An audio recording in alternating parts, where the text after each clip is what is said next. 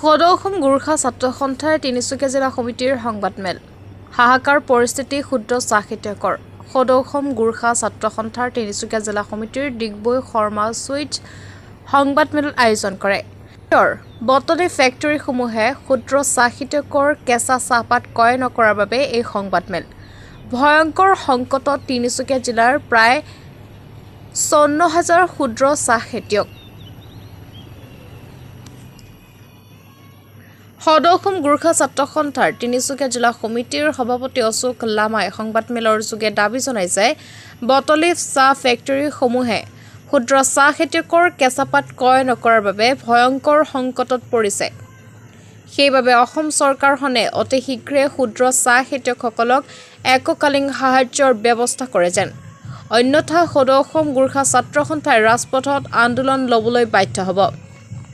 সদৌ অসম গোৰ্খা ছাত্ৰ সন্থা তিনিচুকীয়া জিলা সমিতিৰ সম্পাদক শেখৰ গুৰুঙে ক্ষুদ্ৰ চাহ খেতিয়কসকলক আহ্বান জনায় যে চাহ খেতিত কোনো ধৰণৰ ৰাসায়নিক দৰৱ ব্যৱহাৰ নকৰি জৈৱিক সাৰ ব্যৱহাৰৰ ওপৰত গুৰুত্ব দিয়ে যেন, বেছি চাহপাত উৎপাদনৰ বাবে বজাৰৰ পৰা ৰাসায়নিক দৰৱ কিনি আনি ব্যৱহাৰ কৰাৰ ফলত আগন্তুক দিনত ক্ষুদ্ৰ চাহ খেতিয়কসকল ভয়ংকৰ সংকটত পৰিব বুলি মন্তব্য আগবঢ়ায়।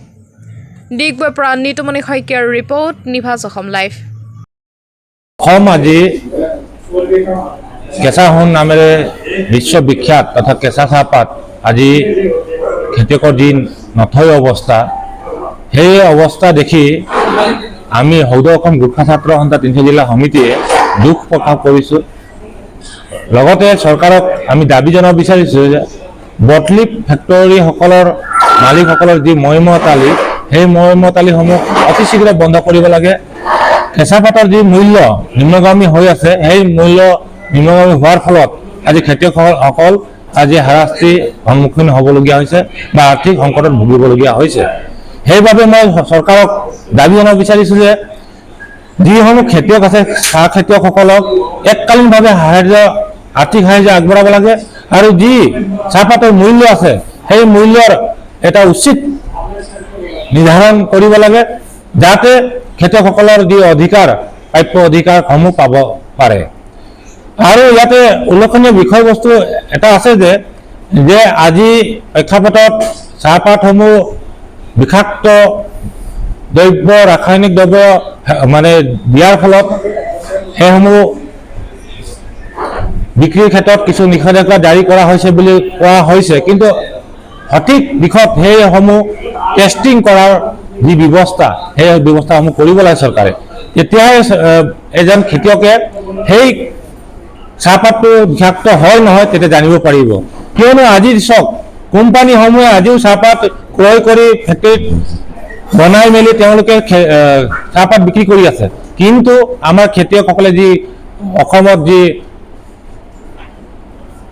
আৰ্থিক অনাটন যি টনকিয়াল কৰি পৰা এটা চাহ উদ্যোগ, সেই উদ্যোগটোক আজি ধ্বংসৰ গৰাহত ঠেলি দিয়া আমি পৰিলক্ষিত হৈছোঁ। সেইবাবে সদৌ অসম গোৰ্খা ছাত্ৰ সন্থাই অনতি পলমে চৰকাৰক দাবী জনাব বিচাৰিছোঁ যে উচিত কেঁচাপাতৰ মূল্য নিৰ্ধাৰণ কৰিব লাগে। লগতে যিসমূহ খেতিয়কসকল আছে, সেই খেতিয়কসকলক একত্ৰিত কৰি ফেক্টৰী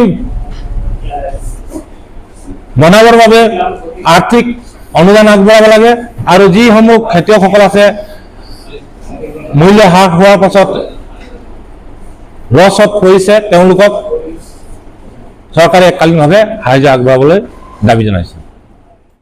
অনতি পলমে এই বটলি ফেক্টৰী মালিকসকলক নাকি লগাব লাগে আৰু লগতে আমি এটা জনাব বিচাৰিছোঁ যে সদৌ অসম চাহ খেতিয়ক সন্থা তিনিচুকীয়া জিলা সমিতিৰ লগত আৰু সদৌ অসম গোৰ্খা ছাত্ৰ সন্থা তিনিচুকীয়া জিলা সমিতিয়ে অনাগত দিনত যদি এনেকুৱা ধৰণৰ যদি চলি থাকে প্ৰক্ৰিয়া, তেন্তে আমি ইয়াতকৈ ভয়ংকৰ ৰাজপথত ওলাই যাবলৈ আমি বাধ্য হ'ম আৰু ভয়ংকৰ আন্দোলন কৰিবলৈ আমি বাধ্য হ'ম। হ'ব, বটলি ফেক্টৰীসমূহ যিসমূহ আছে, সেই ফেক্টৰীসমূহে মালিকসমূহে কি কৰে, তেওঁলোকে কেঁচাপাতৰ ক্ৰয় কৰা সময়ত কি কৰে, তেওঁলোকে যেতিয়া পাতটো কম হয় তেতিয়া দামটো দিব পাৰে। যেতিয়া দাম দিব পাৰে তেতিয়া যেতিয়া প্ৰডাকশ্যনটো হয়, খেতিয়ক ৰাইজৰ যেতিয়া পাত ওলায়, সেই সময়ত কিন্তু সেই ফেক্টৰীসমূহে কি কৰে, সেই নিম্নগামী কৰি মূল্য কৰি তেওঁলোকৰ পৰা কেঁচা পাতসমূহ ক্ৰয় কৰে। সেইবাবে আজি বটলিক ফেক্টৰী মালিকসকলৰ যি মৰ্মতালি, সেই মৰ্মতালি চৰকাৰে নাকি লগাব লাগে, তেতিয়াহে খেতিয়কসকলে উচিত মূল্য পাব বুলি মই বিশ্বাস কৰোঁ। সদৌ অসম গোৰ্খা ছাত্ৰ সন্থা তিনিচুকীয়া জিলা সমিতি হৈ আজি আমি এটা প্ৰেছ কনফাৰেন্স ৰাখিছোঁ, যিহেতু আজি অসমৰ প্ৰেক্ষাপটত অৰ্থাৎ আমাৰ উজনি অসমৰ যি আজি খেতি বুলি ক'লে চাহ খেতি, চাহ বাগিচা, চাহ আজি উৎপাদন কৰি কৃষকসকলে যি আজি ঘৰৰ পৰিয়াল বা ঘৰ চলে, সেই ক্ষেত্ৰত আজি আমি দেখিবলৈ পাইছোঁ, যিহেতু আজি বটলিফ ফেক্টৰীসমূহে আজি কৃষকসকলৰ যি চাহ প্ৰডাকশ্যনৰ ক্ষেত্ৰত বা চাহপাতৰ হেৰিত ৰাসায়নিক যি প্ৰক্ৰিয়া, ৰাসায়নিক বিষ ওলাইছে বুলি তেখেতলোকে আজি গাঁৱৰ কৃষকসকলৰ যি চাহপাতসমূহ আজি বন্ধ ৰাখিছে, তেখেতলোকে ফেক্টৰী বন্ধ কৰিছে, তাক আমি ধিক্কাৰ জনাইছোঁ। যাৰ আজি ফলত আজি এই বটলিফ ফেক্টৰীসমূহ আজি তেখেতলোকৰ চলি আছে, ফেক্টৰী চলি আছে, কিন্তু আজি ক্ষেত্ৰত যিসকল কৃষকসকলৰ যি মানে হাল নচৰা অৱস্থাত মানে আজি ভুগিব লগা হৈছে, এই ক্ষেত্ৰত আমি চৰকাৰক দাবী জনাইছোঁ, চৰকাৰে অনতি পলমে এই ক্ষেত্ৰত চকু দিব লাগে, তেখেতলোকে বিচাৰ কৰিব লাগে আৰু এই সমস্যাটো অতি সোনকালে সমাধান কৰিব লাগে। নহ'লে আমি সদৌ অসম গোৰ্খা ছাত্ৰ সন্থা ৰাজপথত ওলাই প্ৰতিবাদ সাব্যস্ত কৰিবলৈ আমি বাধ্য হ'ম। ক্ষুদ্ৰ চাহ খেতিয়ক যিসকল আছে তেওঁলোকক ইতিমধ্যে বাগানত ঠিকাদাৰবিলাকক ট্ৰেইনিং দিয়া হয়, তেওঁলোকক কি দৰৱ দিবলগীয়া হয় বাগানৰ কিছুমান সিদ্ধান্ত কৰি দিয়ে, তেনে ক্ষেত্ৰত খেতিয়কক কিবা ক'ব নেকি, তেনে ক্ষেত্ৰত এইটো দৰৱ ব্যৱহাৰ নকৰিব? নিশ্চয়কৈ ক'বলৈ বিচাৰোঁ যে যিহেতু আজি বৈজ্ঞানিক পদ্ধতিৰ যি প্ৰক্ৰিয়া, ৰাসায়নিক পদ্ধতি আছে, যাৰ ফলত আজি মানুহৰ বেমাৰ আজাৰ যিবিলাক আজি হৈছে, এই বেমাৰ আজাৰৰ পৰা ৰোধ কৰিবৰ বাবে আজি খেতিয়কসকলকো আমি আহ্বান কৰিব বিচাৰিছোঁ, যিহেতু আমি আজি ৰাসায়নিক বাদ দি আমি অৰ্গেনিকত বা নেচাৰেলি যি আছে ৰাসায়নিক, সেই ৰাসায়নিক পদ্ধতিৰেদি প্ৰডাকশ্যন কৰিবলৈ বা খেতিয়কসকলক খেতি কৰিবলৈ আমাৰ ফালৰ পৰা আহ্বান আছে। চাওক, আজি অসমৰ যি আমাৰ আৰ্থিকভাৱে টনকিয়াল কৰা চাহ উদ্যোগ, সেই চাহ খেতিসকলৰ লগত জড়িত খেতিয়কসকলৰ যি নথৈ অৱস্থা, সেই অৱস্থা দেখি আমি সদৌ অসম গোৰ্খা ছাত্ৰ সন্থা তিনিচুকীয়া জিলা সমিতিয়ে দুখ প্ৰকাশ কৰিছোঁ। চৰকাৰে অনতি পলমে চাহ খেতিয়কসকলৰ বাবে উচিত মূল্য নিৰ্ধাৰণ কৰিব লাগে।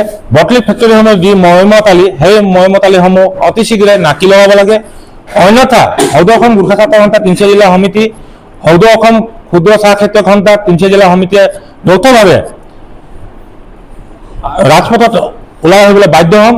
আৰু আমি চৰকাৰক দাবী জনাব বিচাৰিছোঁ যে যিসমূহ খেতিয়কসকল আছে আজি নিম্নগামী হোৱাৰ ফলত যিসকল খেতিয়কসকলৰ আৰ্থিক অৱস্থা নথৈ অৱস্থা হৈছে, সেইসকল খেতিয়কসকলক আৰ্থিকভাৱে এককালীন অনুদান আগবঢ়াব লাগে আৰু যিসমূহ খেতিয়কসকলক একত্ৰিতকৰণ কৰি গোট হিচাপে তেওঁলোকক ফেক্টৰী পতাৰ ব্যৱস্থা কৰিব লাগে, যাতে খেতিয়কসকলে নিজৰ পাতসমূহ নিজৰ ফেক্টৰীতে বনাই মেলি বেচিব পাৰে। তেতিয়াহে আমি ভাবিছোঁ আমাৰ যি খেতিয়কসকলৰ সমস্যাসমূহ দূৰ হ'ব বুলি আমি অনুভৱ কৰিব পাৰিছোঁ।